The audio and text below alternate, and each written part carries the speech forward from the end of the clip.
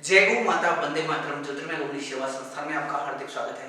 साथियों, आज बात करेंगे हम कैंसर पेशेंट के अंदर जो खुले घाव होते हैं, ओपन वुंड होते हैं, उनकी केयर किस तरीके से करनी चाहिए। अगर आप कैंसर पीड़ित हैं या आपके आसपास में अगर कोई कैंसर पीड़ित है तो उसको आप ये वीडियो बता सकते हैं, आप उसको सलाह दे सकते हैं। ज्योतिर्मय रोहिणी सेवा संस्थान से आप संपर्क करवा सकते हैं। साथियों, आज सुबह की बात करूंगा। सुबह हमारे संस्थान में एक पेशेंट आए थे, सीता देवी जी आई। जब हमने उनका फिजिकल एग्जामिनेशन किया, जब हमने देखा तो उनकी ऐसी स्थिति थी कि उनका जो घाव था ब्रेस्ट कैंसर था, और ब्रेस्ट कैंसर के अंदर जो घाव खुला था वो इसी तरीके से जो ब्लाउज पहना जाता है, जो हमारे यहाँ महिलाएं जिस तरह का पहनावा पहनती हैं, उसके अंदर क्या किया कि उन्होंने किसी भी तरह की पट्टी का प्रयोग नहीं किया, ड्रेसिंग बिल्कुल नहीं की, मेडिकल कॉटन का यूज नहीं किया, डायरेक्ट कपड़े लगा दिए। जो घाव है ब्रेस्ट पे उस पर डायरेक्ट कपड़े लगा दिए, और ये कैंसर उनको 4 सालों से है।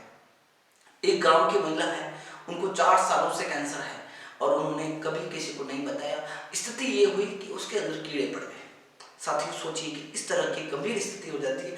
आज हमारे संस्थान के अंदर जो पेशेंट आते हैं उसमें 60% पेशेंट ओपन वुंड होते हैं, खुले घाव के होते हैं, वहां कीड़े तक लग जाते हैं घाव के अंदर, लेकिन घर वालों को जानकारी नहीं होती है किस तरीके से इसकी केयर करनी है। आज हम उसी के बारे में विशेष जानकारी देने जा रहे हैं। साथियों, अगर आपको कैंसर है या कैंसर संबंधित किसी भी तरह का ओपन वुंड घाव है, जिस पार्ट का कैंसर है उसमें ओपन वुंड घाव होने का चांस ज्यादा रहता है, जैसे ब्रेस्ट कैंसर है, मुंह का कैंसर है, गले के अंदर लिम्फ नोड में है, इसोफेगस का कैंसर होता है तो बाहर भी गांठें हो जाती है, गांठें फट जाती हैं, ट्यूमर फट जाते हैं। इस तरह का अगर कोई भी कैंसर है जिसके अंदर कोई गांठ फट चुकी है, ओपन वुंड है, खुला घाव है, तो उसके अंदर सबसे पहले आपको ध्यान रखना है कि ड्रेसिंग, उसकी जो पट्टी करनी है वो समय पर करनी है, सही तरीके से करनी है और बिल्कुल हाइजीन तरीके से करनी है। तरीका क्या होगा, सबसे पहले जो भी ड्रेसिंग या मलम आप काम में ले रहे हैं, जहां से भी आप ट्रीटमेंट करवा रहे हैं वहां से विशेष मलम ले। सामान्य मलम इस पे काम नहीं करता, हमारे संस्थान द्वारा भी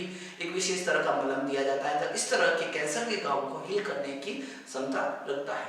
इसके बाद जब भी आप पट्टी करें, ड्रेसिंग करें, हाथों के अंदर ग्लव्स पहनने हैं, मास्क पहनना है। मैं ग्लव्स पहनने के लिए इसलिए कहूंगा कि अगर आपके नाखून बड़े हैं, अपने हाथ अगर अच्छे से वॉश नहीं किए हैं, अगर डस्ट पार्टिकल है तो उस घाव को के अंदर इन्फेक्शन हो सकता है, तो आपको ग्लव्स का प्रयोग करना है। सर्जिकल ग्लव्स का प्रयोग करें, विशेष ध्यान रखें। मास्क का प्रयोग करें। मास्क का प्रयोग करने के लिए इसलिए कहा जा रहा है कि जब भी आप उस घाव को ड्रेसिंग करेंगे, अगर आपको छींक आ जाती है तो उसमें कहीं इन्फेक्शन ना हो जाए, इसलिए आपको मास्क का प्रयोग करना चाहिए। सामान्यतः कैंसर पेशेंट के जो घाव है उनको वॉश करने के लिए मैं हमेशा बताता हूँ नीम के पानी का इस्तेमाल करें। आपको लगभग 1 किलो नीम का पत्ता लेना है, उसके अंदर 2 लीटर पानी मिलाना है और उबाल के 1 लीटर कर देना है, उसको छान लेना है, कांच के जार के अंदर भरना है, जिससे ये पानी आपको उस घाव को साफ करने के लिए काम आएगा। आपको अन्य तरह के जो केमिकल मिलते हैं बाजार में उनकी आवश्यकता नहीं पड़ेगी। तो इससे मेडिकल कॉटन से उसको क्लीन करना है, मलम का प्रयोग करना है, ग्लव्स पहने, मास्क पहने और हमेशा जो भी घाव है, ओपन वुंड है, उस पर ड्रेसिंग या पट्टी होनी चाहिए। डायरेक्ट जो भी आप कपड़े पहनते हैं उसके संपर्क में ना आए, ये विशेष ध्यान रखना है।